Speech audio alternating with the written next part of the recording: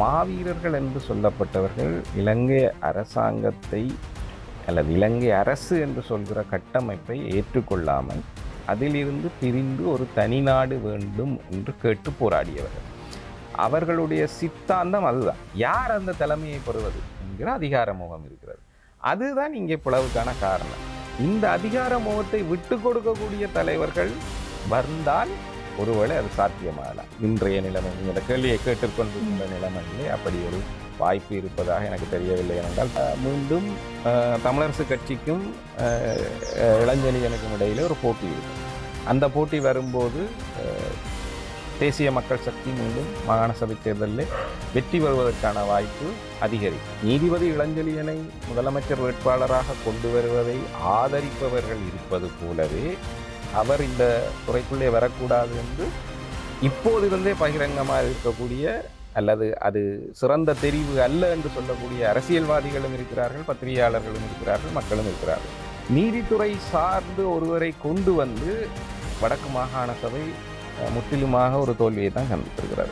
உறுதி பூண்டு கொண்டு நீதிமன்றத்திலே நீதிபதியாக கடமையாற்றிய ஒருவர் அதற்கு வெளியிலே சென்று தீர்ப்பளிப்பதற்கோ அல்லது நடவடிக்கை எடுப்பதற்கோ வாய்ப்புகள் இல்லை. போர்க்குற்றம் செய்தவர்களாக, மனித உரிமை மீறல்களில் ஈடுபட்டவர்களாக, சர்வதேச மனித உரிமை சட்டங்களை மீறியவர்களாக கொண்டு வந்து நிறுத்துவதற்கு பார்க்குறோம். சரிதானே? அப்படி பார்க்குற போது அதை நியூட்ரலைஸ் பண்ணுவதற்காக. வணக்கம். இன்றைய நேர்காணலில் மிக முக்கியமாக இலங்கையில் இடம்பெற்றுக் கொண்டிருக்கின்ற அரசியல் நிலவரம் தொடர்பாக பல விடயங்களை பேச போகின்றோம். அந்த வகையில் மூத்த ஊடகவியலாளர் பிரேம் அவர்கள் எங்களுடன் இணைந்திருக்கின்றார். வணக்கம். வணக்கம். உண்மையிலே நாங்கள் நிறைய விடயங்களை பேசுகிற போது குறிப்பாக மாவீரர் தின நாள் வரப்போகிறது. இந்த ஒரு சூழ்நிலையில் கடந்த காலங்களை பார்க்கிற போது இப்படியான அனுஷ்டிப்புகள் இடம்பெறுகிற போது தென்னிலங்கையிலிருந்து தான் அழுத்தங்கள் அவர்களுடைய கதையாடலினூடாக வரக்கூடியதாக இருக்கும். ஆனால் இப்போது பார்க்கிற போது குறிப்பாக தமிழ் கட்சிகளுக்குள்ளேயே உள்ளக முரண்பாடுகள் இருப்பதை தாண்டி மற்ற கட்சிகளுக்குள்ளேயே முரண்பாடுகள் இருக்கிறது. குறிப்பாக இதனை யார் முன்னின்று நடத்த வேண்டும், எந்த கட்சி வரணும் அப்படின்ற ரீதியில நிறைய போட்டிகளும் குழப்பங்களும் இருக்கிறது. எனவே ஒட்டுமொத்தமாக சேர்ந்து செய்யக்கூடிய ஒரு விடயத்துல இப்படியான முரண்பாட்டு மனநிலையை நீங்கள் எப்படி பார்க்கின்றீர்கள்? இது போர் முடிந்த காலத்திலிருந்து தோன்றிவிட்ட ஒரு பிரச்சனை. 2011-12 காலப்பகுதிகளிலேயே யார் இந்த மாவீரர் தினங்களை எடுத்து செய்வது என்ற போட்டிகள் கட்சிகளுக்கிடையே தோன்றிவிட்டன. இப்போதும் ஒவ்வொரு மாவீரர் இல்லங்கள் ஒவ்வொரு கட்சிக்கு செல்வாக்குட்பட்ட நிலைமையிலே தான் இருக்கின்றன. அது உண்மையிலேயே என்னை பொறுத்தவரையில் செய்யப்படக்கூடாத ஒன்று. அதற்கு மிக முக்கியமான காரணம் என்னவென்றால், மாவீரர்கள் என்று சொல்லப்பட்டவர்கள் இலங்கை அரசாங்கத்தை அல்லது இலங்கை அரசு என்று சொல்கிற கட்டமைப்பை ஏற்றுக்கொள்ளாமல் அதிலிருந்து பிரிந்து ஒரு தனிநாடு வேண்டும் என்று கேட்டு போராடியவர்கள். அவர்களுடைய சித்தாந்தம் அதுதான். தமிழ் மக்களுக்கான தீர்வு என்பது ஒரே தனிநாடு மட்டுமே என்பதுதான் அவர்களுடைய சித்தாந்தம். இன்றைக்கு இருக்கிற எந்த அரசியல் கட்சியும் அந்த சித்தாந்தத்தை பின்பற்றுகின்ற அரசியல் கட்சிகள் அல்ல. சரிதான்? அவர்கள் இந்த இலங்கை என்கின்ற அரசுக்குள்ளே ஒரு சமஷ்டி தீர்வையோ அல்லது ஒரு இணக்கமான இன்னொரு தீர்வையோ எட்டுவதற்கு முயற்சிக்கின்றவர்களே தவிர தனிநாடு என்பதை தங்களுடைய தீர்வாக கொண்டவர்கள் அல்லர் இங்கே இருக்கிற எந்த கட்சியினரும். இன்றைக்கு ஒருமித்த இலங்கைக்குள்ளே ஒரு தீர்வு என்பதுதான் எல்லோருக்குமான ஒரு நிலைப்பாடாக இருக்கிறது. அது இரு தேசம் ஒரு நாடு என்று சொன்னாலும் சரி, அல்லது சமஷ்டிதான் எங்களுடைய இறுதி தீர்வு என்று சொன்னாலும் சரி, எல்லாமே இலங்கை என்கிற அரசுக்குள்ளே தான் அவர்கள் தீர்வை நாடுகிறார்கள். விடுதலை புலிகளினுடைய மாவீரர்களும் போராளிகளும் அந்த அந்த கொள்கையோடு செயற்பட்டவர்கள் அல்ல. அவர்கள் தனிநாடு மட்டுமே இந்த மக்களுக்கு சுதந்திரம் தரக்கூடியதுன்னு செயற்பட்டவர்கள். எனவே இந்த அரசியல் கட்சிகள் எதற்கும் அந்த மாவீரர் தினங்களை நடத்துகிற அல்லது அவற்றை தலைமை தாங்குகிற தகுதியோ அருகதையோ உண்மையிலே கிடையாது. அது உண்மையான ஏமாற்று வேலை. ஆனால் இன்று இருக்கக்கூடிய நிலைமையிலே அதை எடுத்து செய்வதற்கு பொதுமக்களாக சாதாரண மக்கள் முன்வரும்போது அவர்களை இலகுவில் கட்டுப்படுத்தி அழுத்தத்துக்குட்படுத்தி இந்த நிகழ்வுகள் நடக்காமல் செய்யக்கூடிய வல்லமையை இலங்கையினுடைய சட்டம் ஒழுங்கு காவலர்களும் சரி படைகளும் சரி கொண்டிருக்கின்றன. அதனாலே தான் அரசியல் கட்சிகளாக இருக்கும்போது அவர்களுக்கு ஒன்றிணைந்த பலம் இருக்கிறது. அதன் மூலமாக அதை இந்த அரசு தரப்பிலே இருந்து வரக்கூடிய அடக்குமுறைகளை கட்டுப்பாடுகளை எதிர்கொள்ள வசதியாக இருக்கும் என்பதனாலே அவர்கள் முன்னணிக்கு வருவது சாத்தியமாகி இருக்கிறதே தவிர உண்மையிலே அந்த பலத்தை கொடுத்து கொண்டு மாவீரர்களுடைய பெற்றோர்களாக முன்னாள் விடுதலை புலிகள் மாவீரர் நினைவு நாள்களை செய்தவர்கள், அதற்காக பணியாற்றியவர்கள் இன்னும் இருக்கிறார்கள். அவர்கள் தரப்பிலே இருந்து ஆட்களை திரட்டி கொண்டு அந்த மாதிரியான ஒரு பொது கட்டமைப்பு தான் இவற்றை செய்ய வேண்டும். அதிலே அரசியல் கட்சிகள் பங்கெடுத்து கொள்ளலாம். அவர்களுக்கு தேவையான ஆதரவை அரசியல் கட்சிகள் வழங்கலாம். இது எல்லாமும் இருக்கின்றன. ஏனென்றால் இந்த கட்டமைப்பை செய்வதற்கு பெருமளவில் நிதியும் தேவையாக இருக்கிறது. அப்படிப்பட்ட ஒரு நிதியை கொண்டு வந்து அதை சரியாக செயற்படுத்துவதற்கான பின்னணி, பலம், ஆலோசனைகள் இதெல்லாம் தேவையாக இருக்கிறது. அப்படியான ஒரு கட்டமைப்பு உருவாக்க வேண்டும் முதலிலே. ஆனால் துரதிர்ஷ்டவசமாக முள்ளிவாய்க்கால் நினைவேந்தலுக்கு கூட எங்களாலே அப்படி ஒரு கட்டமைப்பை இதுவரையில் உருவாக்க முடியவில்லை. முள்ளிவாய்க்கால் நினைவேந்தல் கட்டமைப்பு என்று ஒன்று இருக்கிறது. ஆனால் அந்த கட்டமைப்பை நிதியை கையாளுவதற்கு பயப்படுகிறது. நான் நிதி சேகரிக்க மாட்டேன் என்கிறது. நிதியை யாராவது தந்தால் எங்களுக்கு வேண்டாம் என்கிறது. ஏனென்றால் அதன் மீது குற்றச்சாட்டுகளும் அந்த நிதியை கையாளவிட்டால் பிரச்சனைகள் அதிகமாகும் என்பதனாலே அதை செய்கிறது. அப்போ இந்த எல்லா விஷயங்களுக்குமாக ஒரு தீர்வை கண்டு ஒரு பொதுவான கட்டமைப்பு தான் இவற்றை செய்ய வேண்டுமே தவிர அரசியல் கட்சிகள் இந்த மாவீரர் தினங்களை முன்னின்று செய்வதோ அல்ல அதற்கு உரிமை கோருவதோ. தற்போது இருக்கக்கூடிய சூழ்நிலையில் தமிழர் சார்பாக தங்களை பிரதித்துவப்படுத்துவதாக கூறிக்கொள்ளக்கூடிய அரசியல் கட்சிகள், தமிழ் அரசியல் கட்சிகளுடைய நிலைப்பாடு எவ்வாறாக இருக்கிறது? அவர்கள் தமிழர் சார்பாக பேச வேண்டிய மிக முக்கியமான விடயங்கள் ஏராளமாக இருக்கின்ற போதும் அவர்களுக்குள்ளே ஒற்றுமை என்பது எப்படியாக இருக்கிறது? அந்த அரசியல் கட்சிகள் எல்லாமும் தாங்கள் அதிகாரத்துக்கு வர வேண்டும் என்பதற்காக உருவாகி கொண்டவை.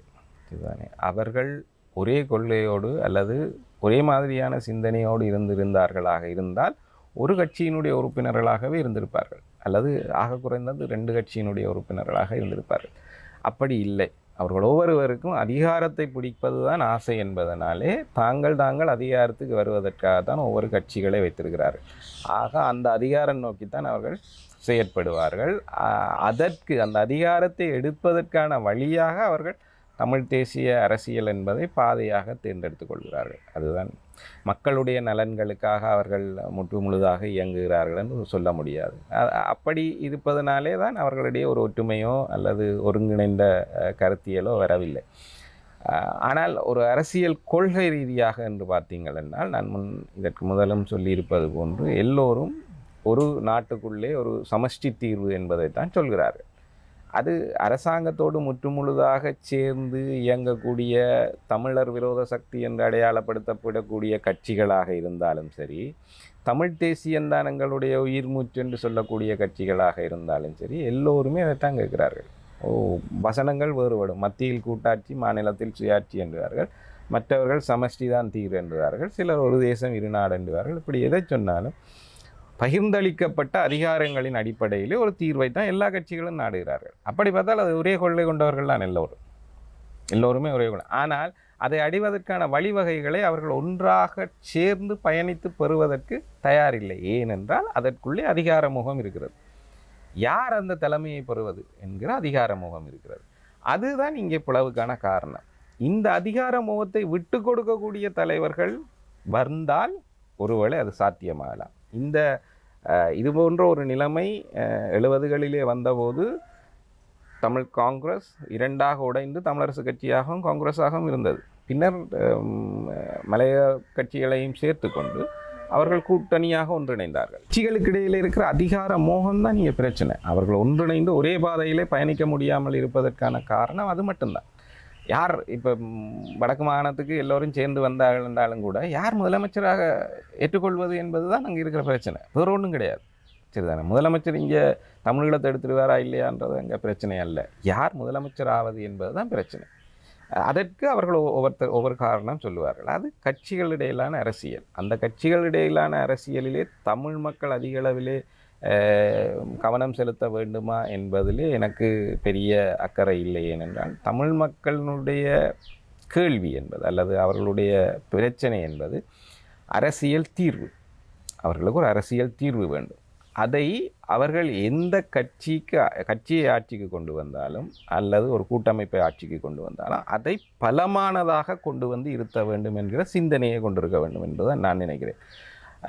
உதாரணத்துக்கு சொன்னால், அவர்கள் தமிழரசு கட்சியை ஒரு தடவை ஆட்சியில் இருத்தினார்கள் என்றால் ஒட்டுமொத்த நாடாளுமன்ற உறுப்பினர் பதவிகளையும் அவர்களுடைய கையிலே கொடுத்து அவர்களை நாடாளுமன்றத்துக்கு அனுப்ப வேண்டும். அவர்கள் அதை செய்ய இல்லை என்றால், அவர்கள் எதிர்பார்த்ததை செய்யவில்லை என்றால் அவர்களை தூக்கி கடாசி விட்டு இன்னொரு கட்சியை அந்த இடத்துக்கு தேர்ந்தெடுத்து அனுப்பக்கூடியவர்களை பலமாக அனுப்பி வைக்கணும் என்றது தான் என்னுடைய சிந்தனை. ஏண்டா நீங்கள் திருப்பி எல்லாரும் சேர்ந்தாலும் அதை தான் செய்வீங்க. ஆனால் அவர்கள் எல்லாரும் சேர்ந்து தங்களுக்கான நாடாளுமன்ற உறுப்பினர் பதவிகளை எடுத்ததுக்கு பிறகு உள்ளே இருந்து சண்டை பிடிச்சுன்னு இருக்கலாம், ஒரு ஒற்றுமைக்கு வர மாட்டோம்.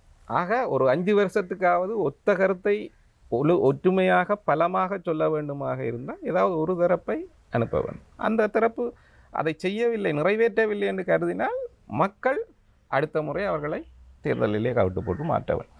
இப்போ எப்படி தெற்கிலே நடக்கிறதோ, ஒரு அரசாங்கம் ஆட்சிக்கு வரும்போது அது வேண்டாம் என்று கருதுகிற மக்கள் அதை கவிட்டு இன்னொரு தரப்பை கொண்டு போகின்றார்களோ அது மாதிரியான ஒரு நிலைமையை இங்கேயும் கொண்டு வர வேண்டும். அப்படி உருவாக்கினால் மட்டும்தான் அது சாத்தியமானது. என்னென்னா, எல்லோரும் அதிகாரத்துக்கு ஆசைப்பட்டு வந்தவர்கள் தான் இங்கே இருக்கக்கூடிய எல்லா தமிழ் கட்சிகளும். அவர்கள் ஒருங்கிணைந்து தங்களுக்கு இடையிலே தங்கள் சுகதுக்கங்களை எல்லாம் விட்டு அதிகார முகத்தை விட்டு அவர்கள் சேர்வார்கள் என்று எதிர்பார்க்க முடியாது. அப்படி சேர்வார்களாக இருந்திருந்தால் இங்கே எல்லாம் ஒன்றிலிருந்து வந்தது தானே. பார்த்தீங்கன்னா, இந்த இயக்கங்கள் தவிர்த்து மற்ற எல்லா கட்சிகளும் ஒரு கட்சி தமிழ் காங்கிரஸ்ன்றதுலேருந்து உடைஞ்சு வந்தது தான். தமிழ் காங்கிரஸ்லேருந்து தமிழரசு கட்சி வந்தது, தமிழரசு கட்சியிலேருந்து பிறகு இப்போ ஜனநாயக தமிழரசன் ஒன்று வந்திருக்குது, தமிழ் மக்கள் கூட்டணி என்று ஒன்று வந்திருக்கு. இப்படி ஒன்றிலேருந்து ஒன்று உடைஞ்சது. இவர்கள் எல்லாரும் உண்மையிலேயே மக்களுக்கான விடுதலைக்குத்தான் பாடுபடுகிறார்கள்னா அந்த பிளவு வந்திருக்க வேண்டிய அவசியம் இல்லை. அதிகார மோகம் மட்டும்தான் அவர்களுடைய பிளவு. அவர்களுடைய முதன்மை பிரச்சனை அதுதான். அதை தீர்வுக்கு கொண்டு வருவது அது நான் நினைக்கவில்லை. இன்னும் ஒரு 10 தலைமுறை கடந்தாலும் நடக்கிறதுக்கு வாய்ப்பில்லை. இன்னொரு தந்தை செல்வா பிறந்து வளர்ந்து வர வேண்டும் என்று நினைக்கிறேன். ஏன்னா செல்வாவும் காங்கிரஸை உடைத்து கொண்டு வெளியில் வந்த தலைவர் தான். ஆனால் ஒரு கட்டத்திலே அதை யதார்த்தத்தை புரிந்து கொண்டு காங்கிரஸும் தமிழரசும் சேர்ந்து கொண்டு தான் கூட்டணியை உருவாக்கினது. சரிதான். ஆனால் அப்படி வந்தால் கூட நீங்கள் அரசாங்க தரப்பிலோடும் பேரினவாத கட்சிகளோடும் சேர்ந்து இயங்குகிற தமிழர்களும் இருக்கத்தானே செய்தார்கள், துரைப்ப உட்பட, இல்லையா? அப்போ ஒருபோதும் அந்த மாதிரி ஒரு ஒருமித்த கருத்தியல் ஒரு குழுமத்துக்குள்ளே வருவதற்கு வாய்ப்பில்லை. ஆனால் செய்யக்கூடியது எல்லாம் என்னவென்றால், நாங்கள் நாடாளுமன்றத்துக்கு எங்களுடைய பிரதிநிதிகளாக அனுப்பக்கூடியவர்களை சிதறி சின்னாபின்னமாக்கி பலராக அனுப்பாமல் ஒரு தரப்பாக எப்போதும் அனுப்புவது என்கிற ஒரு விழிப்புணர்வுக்கு மக்கள் வந்தால் இந்த பிரச்சனையை கையாள முடியும். அப்படி இல்லாத போது கஷ்டம்தான். உண்மையிலே இப்படியான விடயங்களை பேசுகிற போது நீங்கள் சொல்லியிருந்தீர்கள், மாகாண சபை தேர்தல் தொடர்பிலையும் சொல்லியிருக்கின்றீர்கள். அதில் குறிப்பாக முன்னாள் நீதிபதி இளஞ்செழியன் அவர்கள் இந்த வேட்பாளராக களமிறங்கினால் நன்றாக இருக்கும் என்ப ரீதியில் கருத்துக்கள் பகிரப்பட்டு வருகிறது. அவர் வருவதற்கான சாத்தியக்கூறுகள் இருக்கிறதா? எனக்கு அது தெரியவில்லை. அவர் வருவதாக இருந்தால் எந்த கட்சி கூடாக வருவார் என்ற ஒரு கேள்வி இருக்கிறது. இப்போதைக்கு அப்படியான ஒரு வாய்ப்பு இருப்பதாக எனக்கு தெரியவில்லை. இன்றைய நிலைமை, நீங்கள் இந்த கேள்வியை கேட்டுக்கொண்டிருக்கின்ற நிலைமையிலே அப்படி ஒரு வாய்ப்பு இருப்பதாக எனக்கு தெரியவில்லை. ஏனென்றால் தமிழரசு கட்சி தன்னுடைய கட்சியினுடைய உறுப்பினர் அல்லது கட்சிக்காக பணியாற்றியவர், கட்சியின்காக ஆதரவோடு செயற்பட்டவர்களைத்தான் வேட்பாளராக களமிறக்குவோம் என்று பகிரங்கமாக அறிவித்திருக்கிறது. அந்த வகைகளுக்குள்ளே நீதிபதி இளஞ்செழியன் வரமாட்டார். ஆக தமிழரசு கட்சி வேட்பாளராக அவர் வருவதற்கு வாய்ப்பில்லை. ஏனைய கட்சிகளினுடைய சார்பிலே அப்படி வருவதாக இருந்தால் அவர்கள் இனிமேல் தான் அதை பற்றி பேசி ஏதாவது ஒரு முடிவுக்கு வந்தாக வேண்டும். அப்படி வந்தால் மீண்டும் தமிழரசு கட்சிக்கும் இளஞ்செழியனுக்கும் இடையிலே ஒரு போட்டி இருக்கும். அந்த போட்டி வரும்போது தேசிய மக்கள் சக்தி மீண்டும் மாகாண சபை தேர்தலில் வெற்றி பெறுவதற்கான வாய்ப்பு அதிகரிக்கும். அப்படிப்பட்ட ஒரு சூழ்நிலையிலே இந்த களம் எப்படியாக மாறும் என்று சொல்ல முடியாது. இன்னொரு விடயம், நீதிபதி இளஞ்செழியனை முதலமைச்சர் வேட்பாளராக கொண்டு வருவதை ஆதரிப்பவர்கள் இருப்பது போலவே அவர் இந்த துறைக்குள்ளே வரக்கூடாது என்று இப்போதிருந்தே பகிரங்கமாக இருக்கக்கூடிய அல்லது அது சிறந்த தெரிவு அல்ல என்று சொல்லக்கூடிய அரசியல்வாதிகளும் இருக்கிறார்கள், பத்திரிகையாளர்களும் இருக்கிறார்கள், மக்களும் இருக்கிறார்கள், சமூக வலைத்தள செயற்பாட்டாளர்களும் இருக்கிறார்கள். ஆக இது எல்லாம் வளர்ந்து ஒரு மாகாண சபை தேர்தல் நடக்கும்போது எந்த வடிவத்துக்குள்ளே போகும் என்பது ஒரு கேள்வி. இரண்டாவது, நீதித்துறை சார்ந்து ஒருவரை கொண்டு வந்து வடக்கு மாகாண சபை முற்றிலுமாக ஒரு தோல்வியை தான் சந்தித்திருக்கிறது. அவராலே மிகச் சிறப்பான ஆட்சியை கொடுக்க முடியவில்லை. வடக்கு மாகாண சபை வந்ததன் மூலம் வடக்கிலே உள்ள மக்களுக்கு என்ன அபிவிருத்தி அல்லது மேம்பாடு கிடைத்தது என்ற கேள்விக்கு பதில் இல்லை. அரசியல் காழ்ப்புணர்வுகள் எல்லாவற்றையும் விட்டுவிடுங்க, சரிதானே. வடக்கு மாகாண சபை எதற்காக தேவை? நாங்களே அதிகாரங்களை பகிர வேண்டும் என்று கேட்கிறோம். எங்களை நாங்களே ஆள்வதற்கும் எங்களுடைய பிரச்சனைகளை நாங்களே பார்த்து கொள்வதற்கும் அவற்றுக்கான தீர்வை தேடிக்கொள்வதற்குமாகத்தான் அதிகாரங்களை பகிர வேண்டும் என்று கேட்கிறோம். அப்படி பகிரப்பட்ட அதிகாரத்தின் அடிப்படையிலே, அது முழுமையான அதிகாரம் இல்லை என்றாலும் கூட, பகிரப்பட்ட அதிகாரத்தின் அடிப்படையிலே கிடைத்த மாகாண சபையின் மூலமாக என்ன மக்கள் பயனடைந்தார்கள் என்ற கேள்விக்கு தேடி தேடி தான் நீங்கள் பதிலளிக்க வேண்டிய நிலைமை இருக்கிறது. ஆக கிட்டத்தட்ட அந்த நந்தவனத்திலே ஓராண்டி போட்டுடைத்தது மாதிரி தான் நாங்கள் செயல்பட்டிருக்கிறோம். ஆக இன்னொருவர் நீதித்துறையிலே இருந்து வந்து இந்த நாங்கள் வாங்கி கொண்டு வந்த தோண்டியை மிகச் சிறப்பாக பயன்படுத்தி விடுவார் என்று மக்களை நம்ப வைப்பதும் எவ்வளவு தூரம் இலகுவாக இருக்கும் என்பது எனக்கு தெரியவில்லை. அது மிக சிக்கலான காரியமாக இருக்கும். ஆனாலும் அவருடைய சில தீர்ப்புகள் இல்லாட்டி அவருடைய செயற்பாடுகள் எல்லாம் மிக தீவிரமாக இருந்திருக்கிறது கடந்த காலங்களில். அந்த ஒரு நம்பிக்கையினூடாகத்தான் மீண்டும் அவர் வர வேண்டும் என்பது குறிப்பிட்ட சிலருடைய எதிர்பார்ப்பாக இருக்கிறது தானே. இல்லை, இந்த கேள்வி ஒரு அரசாங்கத்தினுடைய சட்டத்திட்டங்களுக்கு அமைய அரசாங்கத்தினுடைய ஒரு அரசினுடைய எல்லா சட்ட நெறிமுறைகளையும் ஏற்று பணியாற்றுவேன் என்று உறுதி பூண்டு கொண்டு நீதிமன்றத்திலே நீதிபதியாக கடமையாற்றிய ஒருவர் அதற்கு வெளியிலே சென்று தீர்ப்பளிப்பதற்கோ அல்லது நடவடிக்கை எடுப்பதற்கோ வாய்ப்புகள் இல்லை. நாங்கள் இந்த தமிழ் மக்களினுடைய போராட்ட காலம் முழுவதும் இலங்கை அரசாங்கத்தையும் அரசாங்கத்தினுடைய நீதித்துறையையும் புறக்கணித்து வந்தவர்கள். அப்படி மக்களாலே புறக்கணிக்கப்பட்ட ஒரு நீதித்துறைக்குள்ளே இருந்த ஒரு நீதிபதி, அவர் அண்மையில் லண்டனில் நடந்த கூட்டத்திலே கூட அவர் சொல்கிறார், நான் அந்த நீதித்துறையை மிக நேசித்தேன் என்றார், அதற்காக உயிரை கொடுத்து வேலை செய்தேன் என்கிறார். அவர் அதை பேசும்போதெல்லாம் அவருடைய குரல் தழுதழுக்கிற ஒரு நிலைமை இருந்தது. அப்படி வேலை செய்த ஒருவர் அந்த சட்ட நெறிமுறைகளுக்கு வெளியே மக்களுக்காக என்ன செய்திருக்க முடியும் என்பது எனக்கு சரியானதாக தோன்றவில்லை. அது நான் நினைக்கிறேன் இதுவரை காலமும் நாங்கள் முன்னெடுத்து வந்த சில கோரிக்கைகள் மற்றும் முன்வைத்து வந்த அரசியல் கொள்கைகளுக்கும் அது முரணானதாக மாறும் என்று நினைக்கிறேன். ஏனென்றால் இவ்வளவு காலமும் நாங்கள் இந்த நீதித்துறையை நிராகரித்து வந்திருக்கிறோம். அப்படி நிராகரிக்கப்பட்ட ஒரு நீதித்துறைக்குள்ளே இருந்து வந்த ஒருவர் தமிழ் மக்களுக்கு அந்த அரச சட்ட நெறிமுறைகளை மீறி நீதி செய்து விட்டார் என்று சொல்வது சரியானதாக இருக்கும் என்று எனக்கு படவில்லை. அது அவருடைய தவறும் அல்ல, அதையும் புரிந்து கொள்வோம். சரி, அவருக்கு ஒரு லிமிட்டேஷன் இருக்குது, எல்லைகள் இருக்குது. அந்த எல்லைகளுக்குள்ளே தான் அவர் செயற்பட முடியும். குறிப்பாக இந்த ஒரு விடயம் பேசப்படுகிற சந்தர்ப்பத்தில் இன்னும் ஒரு விடயமும் அதிகமாக சமூக வலைத்தளங்களில் பேசப்பட்ட ஒரு விவகாரம் தான், அதாவது முஸ்லீம்கள் வெளியேற்றம் தொடர்பான விவகாரம். அதிகமாக அதில் சார்பாகவும் ஆதரவாகவும் எதிரானதுமான கருத்துக்கள் பதிவு செய்யப்படுகிறது. ஒரு மூத்த ஊடகவியலாளராக இந்த ஒரு சம்பவம் தொடர்பாக நீங்கள் எப்படி பார்க்கின்றீர்கள்? இது தொடர்பாக உங்களுடைய கருத்துக்களை பதிவு செய்ய முடியுமா? முஸ்லீம்களினுடைய வெளியேற்றம் தொடர்பில் விடுதலை புலிகள் இருக்கும்போதே, அதுவும் தலைவர் பிரபாகரன் இருக்கும்போதே அது தொடர்பாக கையாளப்பட்ட விடயம். அவர் அதன் மீது அது நடந்தது தவறு என்று அவர்களே ஏற்றுக்கொண்டிருக்கிறார்கள். அவர்கள் ஹக்கீமை கூப்பிட்டு, முஸ்லீம் காங்கிரஸினுடைய தலைவர் ஹக்கீமை கூப்பிட்டு பிரபாகரனும் ஹக்கீமும் இந்த வெளியேற்றப்பட்ட மக்கள் மீளக்குடியமர்வதற்கான வசதிகளை செய்வது தொடர்பில் ஒரு ஒப்பந்தம் கூட கையெழுத்திட்டு இருக்கிறார்கள். அப்படிப்பட்ட நிலைமையில் அது அவர்களே தவறென்று ஏற்றுக்கொண்ட ஒரு விஷயத்தை பற்றி அதையும் திருப்ப மீண்டும் இப்போது பேசப்படுகிறது.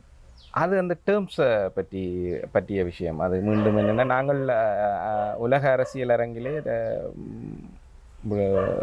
இலங்கை அரசாங்கத்தை போர்க்குற்றம் செய்தவர்களாக, மனித உரிமை மீறல்களில் ஈடுபட்டவர்களாக, சர்வதேச மனித உரிமை சட்டங்களை மீறியவர்களாக கொண்டு வந்து நிறுத்துவதற்கு பார்க்குறோம். சரிதானே? அப்படி பார்க்குற போது அதை நியூட்ரலைஸ் பண்ணுவதற்காக, அதை சமப்படுத்துவதற்காக, நீங்கள் ஒரு தரப்பு மீது ஒரு குற்றச்சாட்டை வைக்கும்போது உங்கள் மீதும் அது போன்ற குற்றச்சாட்டுகள் இருக்கின்றன என்று சொல்வதற்கான ஒரு வாதமாக அதை முன்வைக்கிறார்கள். அது நாங்கள் போகிற பாதையில் அதன் மீது கவனத்தை குவிக்க வேண்டிய அவசியம் இல்லை. ஏனென்றால் ஒருவேளை அது அப்படியாக இருந்தால் அதை யார் பாதிக்கப்பட்டிருக்கிறார்களோ அவர்கள் முன்னெடுத்து அவர்கள் தான் அதன் மீது நடவடிக்கை எடுக்க வேண்டியவர்கள். நாங்கள் அதன் மீது விவாதம் நடத்தி கொண்டிருப்பதிலே அர்த்தம் இல்லைன்னு நான் நினைக்கிறேன். உண்மையிலே அரசியல் சார்ந்த விடயங்கள் தொடர்பாக பல விடயங்களை பேசியிருக்கின்றோம். குறிப்பிட்ட நேரத்தில் ஏராளமான விடயங்களை நீங்கள் பதிவு செய்திருக்கின்றீர்கள். அதற்காக மூத்த ஊடகவியலாளர் பிரேம் அவர்களுக்கு எங்களுடைய மனமார்ந்த நன்றிகளை தெரிவித்துக் கொள்கின்றேன். நன்றி.